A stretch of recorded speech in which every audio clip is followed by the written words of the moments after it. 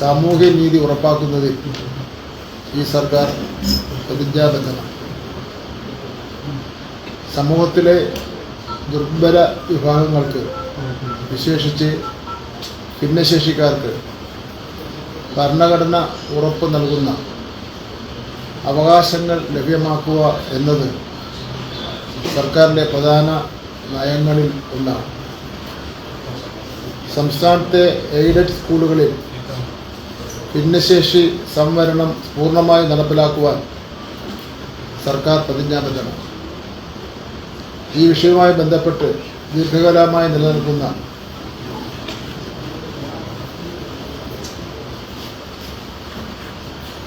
ചില തർക്കങ്ങളും നിയമപ്രശ്നങ്ങളും ഉണ്ട്.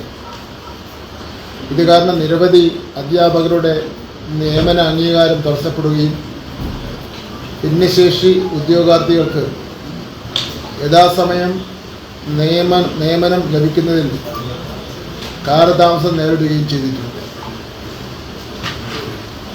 ഈ പ്രശ്നങ്ങൾക്ക് ശാശ്വതമായ ഒരു പരിഹാരം കാണുന്നതിനായി ബഹുമാനപ്പെട്ട മുഖ്യമന്ത്രിയുടെ നേതൃത്വത്തിൽ ചേർന്ന ഉന്നതതല യോഗം ചില സുപ്രധാന തീരുമാനം കൈക്കൊണ്ടിരിക്കുകയാണ്. ആ തീരുമാനം ആണ് ഇന്നിവിടെ വിശദീകരിക്കുന്നത്.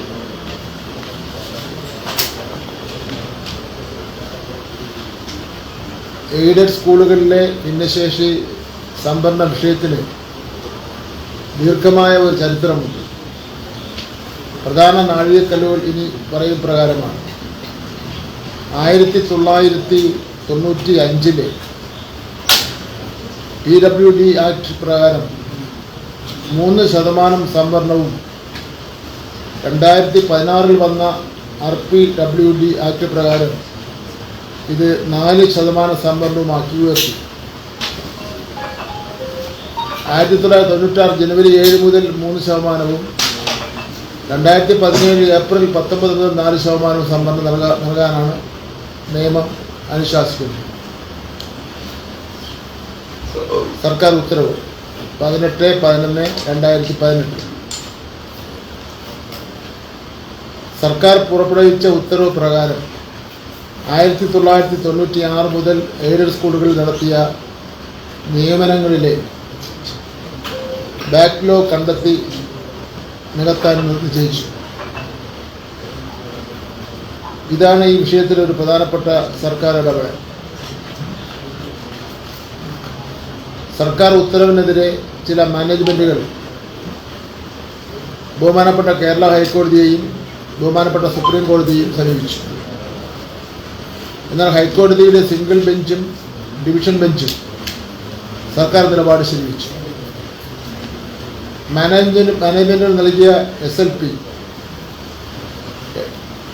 8030/2021 ബഹുമാനപ്പെട്ട സുപ്രീം കോടതി തള്ളിയതോടെ സംവരണം നടപ്പാക്കേണ്ടത് അനിവാര്യമായി മാറി.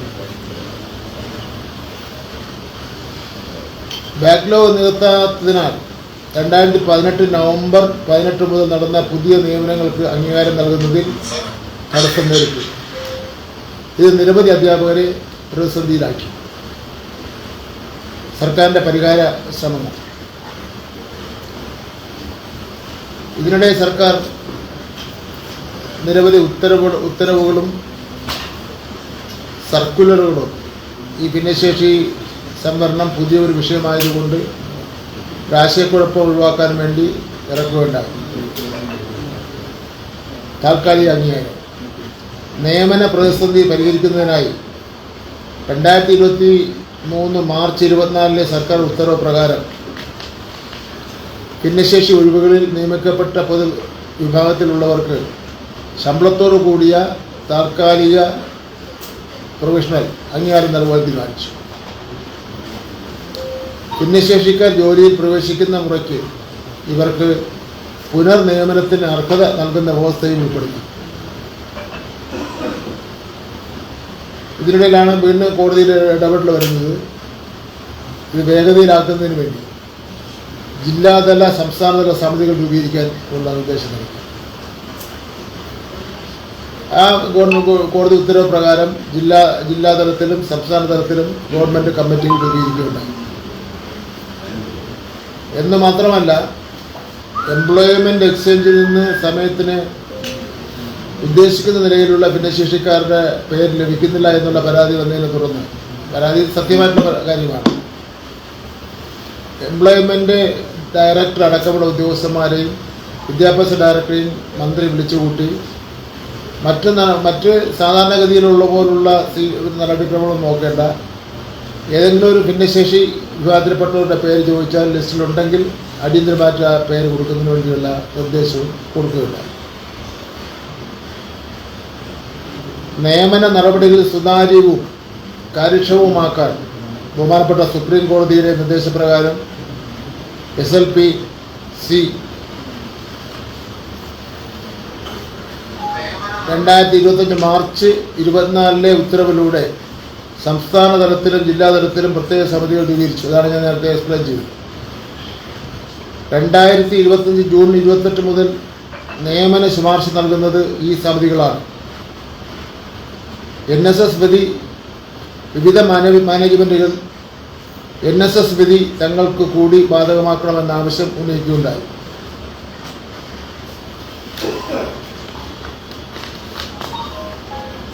നിലവിലെ സാഹചര്യത്തിൽ NSS മാനേജ്മെൻറ്റ് നൽകിയ കേസിൽ ബഹുമാനപ്പെട്ട സുപ്രീം കോടതിയിൽ നിന്ന് അവർക്ക് അനുകൂലമായ ഒരു വിധി ലഭിക്കുകയുണ്ടായി.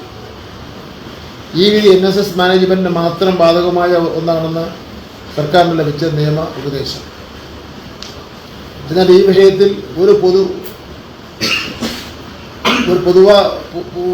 ഈ വിഷയത്തിൽ ഒരു ശാശ്വതമായ പരിഹാരം കാണേണ്ടതായിട്ടുണ്ട് എന്ന് സർക്കാർ മനസ്സിലാക്കുകയാണ്.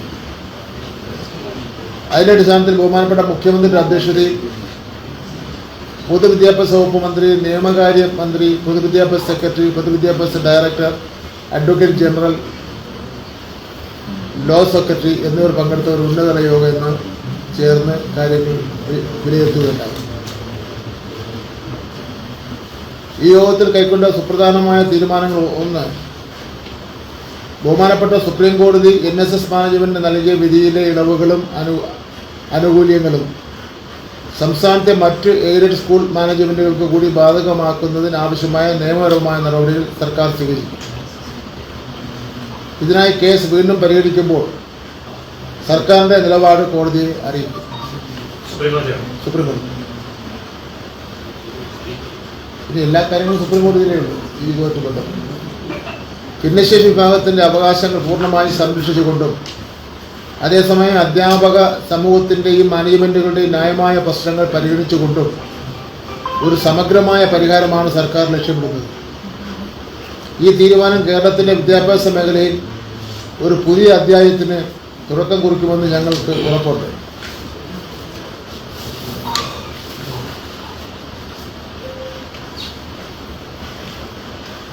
ഇതുപോലെയുള്ള സമാന സ്വഭാവമുള്ള നിരവധി കേസുകൾ ബഹുമാനപ്പെട്ട സുപ്രീം കോടതിയിൽ നിലനിൽക്കുകയാണ്. ഈ കേസുകളിൽ അധ്യാപക നിയമനവും ഭിന്നശേഷി നിയമനവും ഉൾപ്പെടുന്നു. ഇക്കാര്യത്തിൽ തീരുമാനമെടുക്കുവാൻ കോടതിയിലെ അന്തിമവിധി വരേണ്ടതാണ് എന്ന് വ്യക്തമാക്കിയതിൻ്റെ അടിസ്ഥാനത്തിൽ അതിൻ്റെ അന്തിമ വിധി വാങ്ങുന്നതിന് വേണ്ടി ബഹുമാനപ്പെട്ട സുപ്രീം കോടതിയെ വീണ്ടും സമീപിക്കും.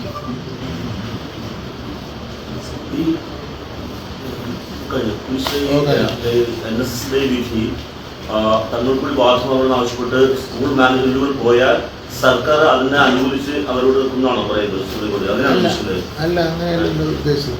എങ്ങനെയാണ്? അതായത് അടുത്ത കേസ് പോസ്റ്റ് ചെയ്തിരിക്കുന്ന ദിവസമുണ്ട്. എനിക്ക് തോന്നുന്നു ആ പോസ്റ്റ് ചെയ്തിരിക്കുന്ന ദിവസം 16-ാം തീയതിയാണ് പോസ്റ്റ് ചെയ്തിരിക്കുന്നത്. പോസ്റ്റ് ചെയ്തിരിക്കുന്ന സമയത്ത് നമ്മൾ സർക്കാരിൻ്റെ നിലപാട് അറിയിക്കും. മറ്റു സ്കൂളുകൾ കൂടി ബാധകമാക്കുന്ന സർക്കാർ അറിയിക്കും. അതിനുവേണ്ട നിയമ നടപടി കൈക്കൊള്ളാൻ തയ്യാറാണ് എന്ന് സുപ്രീം കോടതി അറിയിക്കും. സർക്കാർ എന്താണ് ഉദ്ദേശിക്കുന്നത്?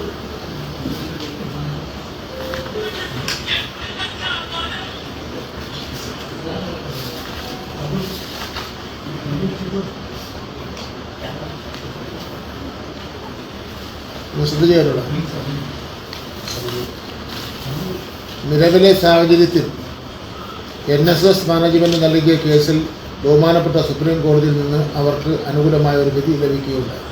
ക്ലിയറായി. ഈ വിധി NSS മാനേജ്മെൻറ്റിന് മാത്രം ബാധകമായ ഒന്നാണെന്നാണ് സർക്കാരിന് ലഭിച്ച നിയമ ഉപദേശം. എന്നാൽ ഈ വിഷയത്തിൽ ഒരു പൊതുവായും ശാശ്വതവുമായ പരിഹാരം കാണേണ്ടത് ഉണ്ട് എന്ന് സർക്കാർ മനസ്സിലാക്കുക. അതിൻ്റെ അടിസ്ഥാനത്തിൽ ബഹുമാനപ്പെട്ട മുഖ്യമന്ത്രിയുടെ അധ്യക്ഷതയിൽ